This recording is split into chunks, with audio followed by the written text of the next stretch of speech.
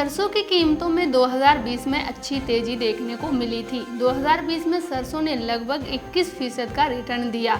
नवंबर में सरसों ने अपने उच्चतम स्तर को छू लिया और वायदा कारोबार में सरसों की कीमतें 6306 रुपये स्तर पर पहुंच गईं। वहीं 2021 के शुरुआती कारोबारी दिनों में भी सरसों ने काफ़ी अच्छा उछाल दिया, लेकिन अब सरसों की कीमतों में गिरावट का रुख देखने को मिल रहा है। इन दिनों सरसों का फरवरी वायदा 5500 के पार कारोबार करता नजर आ रहा है।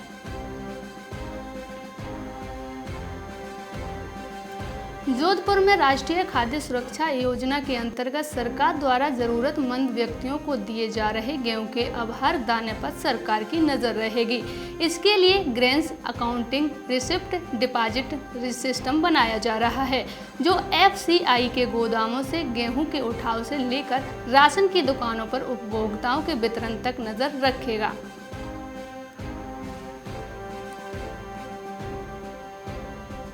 दालों और तेलों में लगी महंगाई की आग धीमी पड़ने लगी है। अरहर की नई फसल आने और डिमांड कम होने से कीमतों में गिरावट आनी शुरू हो गई है।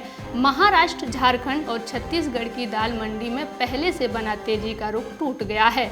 महंगाई की तेज चाल चल रहा रिफाइंड ऑयल भी अब सुस्त पड़ने लगा है। NCDEX में 18 जनवरी सोमवार से फिर से स्टील फ्यूचर्स कॉन्ट्रैक्ट की शुरुआत होगी।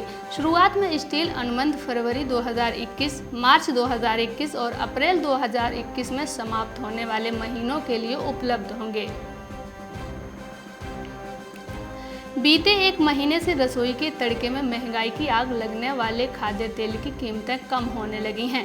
अंतर्राष्ट्रीय स्तर पर गिरावट होने से भोपाल में भी सोयाबीन तेल के भाव कम हो रहे हैं। हालांकि थोक भाव में ही गिरावट हो रही है। 2 दिन में 6 रुपये प्रति किलो तक सोयाबीन तेल सस्ता हो चुका है, लेकिन फुटकर में लोगों को महंगा ही मिल रहा है। कारोबारियों की माने तो थोक में लगातार गिरावट होने के बाद फुटकर में भी भाव घटेंगे। इससे आम लोगों को राहत मिलने लगेगी।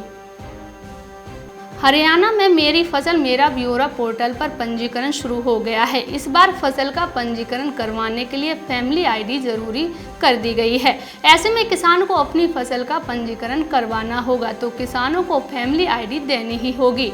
बिना पंजीकृत किसानों की फसल नहीं खरीदी जाएगी। पहले सरकार सिर्फ सरसों की फसल ही पंजीकृत किसानों से खरीदती थी। अब गेहूं, चना, सूरजमुखी सहित अन्य फसल भी पंजीकृत किसानों से खरीदी जाने लगी है।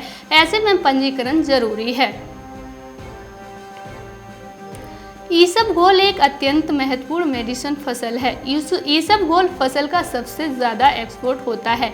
ईसबगोल की खेती से 10,000 से 15,000 रुपये निवेश करने के बाद 3 से 4 महीने में ही 2.5 लाख से 3 लाख रुपये तक किसान कमा रहे हैं। ईसबगोल की अमेरिका, यूरोप और चीन जैसे विकसित देशों में काफ़ी मांग है।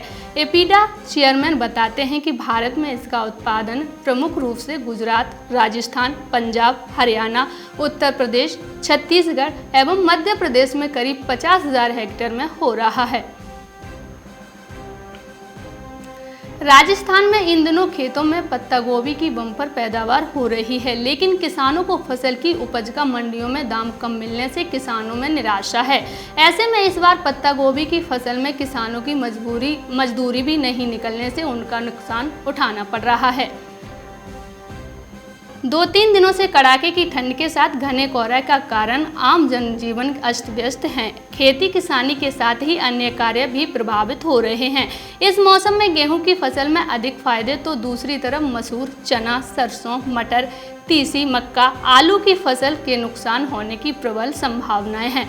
कृषि वैज्ञानिकों के अनुसार रबी फसल गेहूं, चना, मसूर, तीसी, मटर, सरसों, मक्का आदि फसल में न्यूनतम तापमान 10 डिग्री सेल्सियस से अधिकतम 18 डिग्री सेल्सियस तापमान होना आवश्यक है।